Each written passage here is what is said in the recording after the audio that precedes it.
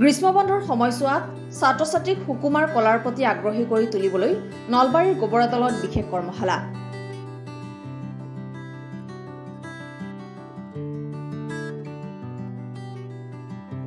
পূব নম্বৰ ভাগ সমন্বয় মঞ্চৰ উদ্যোগত আৰু জ্ঞানশ্ৰী কলাতীৰ্থৰ সহযোগত অনুষ্ঠিত হয় এই সুকুমাৰ কলাৰ কৰ্মশালাৰ 4দিনীয়া কাৰ্যসূচীৰে অনুষ্ঠিত এই কৰ্মশালাত অঞ্চলটোৰ বিভিন্ন শিক্ষানুষ্ঠানত অধ্যয়নৰত ছাত্ৰ-ছাত্ৰীয়ে অংশগ্ৰহণ কৰে।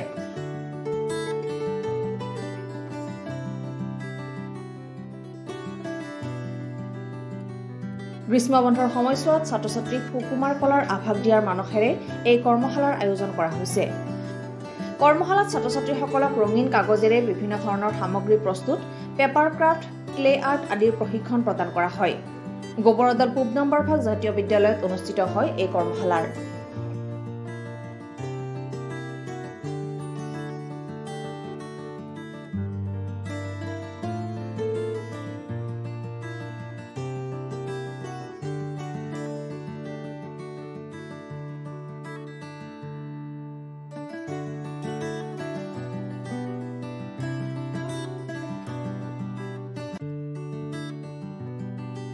মঞ্চ আৰু জ্ঞানশ্ৰী কলাতীৰ্থৰ পৰা ধন্যবাদ জ্ঞাপন কৰিছোঁ যে আমাৰ ইয়াত পূব নম্বৰ ভাগ সমন্বয় মঞ্চৰ উদ্যোগত আৰু জ্ঞানশ্ৰী কলাতীৰ্থৰ সহযোগত 4দিনীয়া সুকুমাৰ কলাৰ কৰ্মশালা আৰম্ভ হৈছিল।